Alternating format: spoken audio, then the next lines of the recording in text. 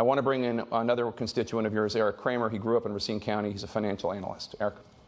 Hello, Speaker Ryan. You've come out and forcefully condemned bigotry and racism, but you have not come out and, well, sorry. Are you willing to come out and forcefully condemn Trump's statements, such as Bob Corker and Mitt Romney have? Yeah. So let me get into this. And I was looking forward to this moment right here that Eric had this conversation with you. First of all, the President and I spoke on Monday morning about the need for moral clarity, about the need at this very difficult time in our country to have a morally clear message to absolutely and singularly condemn this repulsive bigotry. He agreed with that, and he did that later that day on Monday. And I thought his speech on Monday was pitch perfect. Then the next day, I think it was in New York on an infrastructure press conference, in answer to a question, I think he made comments that were much more morally ambiguous, much more confusing. And I do think he could have done better. I think he needed to do better. I actually think what he did 2 days ago in commending the peaceful protests against the hate in Boston was a good start. And I think just what I heard, I don't know, 25 minutes ago, was exactly what a president needs to say, what we needed to hear.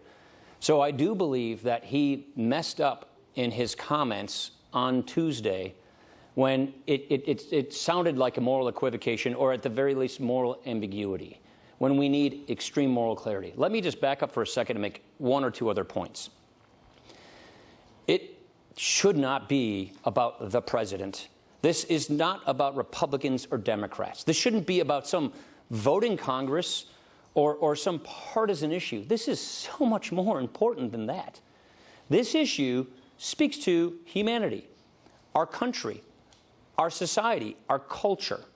And so the point that I think is bigger than getting into a spat with other people for whatever reason, it doesn't matter if you're a Republican or a Democrat. It doesn't matter if you're pro-life or pro-choice. It doesn't matter if you want to be drilling for oil or leave it in the ground, or you want big government or smaller government. Every single one of us needs to unify and stand up against this repulsive, this repugnant, vile bigotry that is so important. I think the issue that Eric was expressing is the reluctance to criticize President Trump for specifically saying things like very fine people were marching in that rally that had swastikas and anti-Semitic chants. And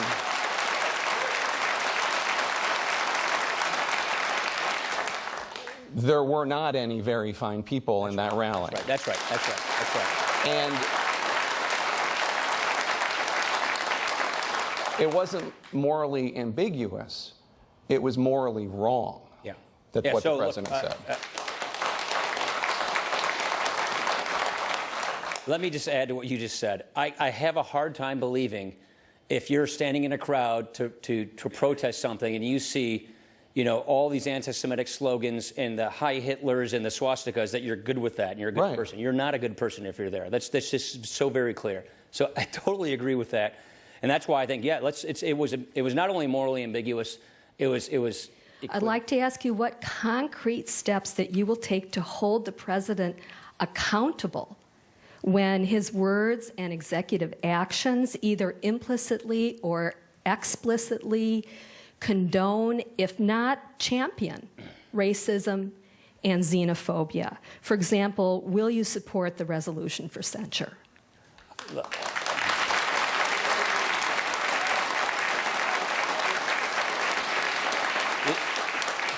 First of all, Dina's mom and dad, Sylvia and Leon, were close friends of my mom and dad's. Our families have known each other for a long, long time.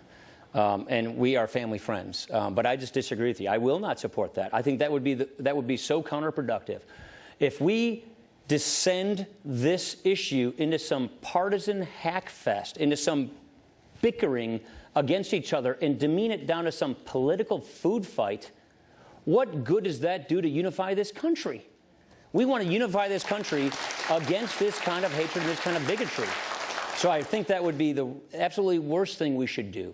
You just heard me say what I thought about what he said on Tuesday and what I thought he said on Monday and just a half hour ago. The point is, all of us got to strive to do better. And more importantly, I mean, that right there was sort of conflict of one party against another party. I think what we need to do is each of us drop our guard, start listening to each other, and having a good civil dialogue with each other about how we can improve the dialogue in this country and make sure that we can unify against this kind of vile Republican bigotry. But if people who are applauding the president are these white supremacists, and the people who are cringing after his remarks like the ones on Tuesday are the congregants of that synagogue in Kenosha, or the Sikh temple in your congressional district, where there was a horrific hate crime incident in 2010. Doesn't it need to be, is it not bigger than something that's partisan to say people need to stand up and say more when the president does it? Forget his party for a second. He's giving aid and comfort to people who are fans of losing, discredited, hateful ideologies. Oh, I don't think.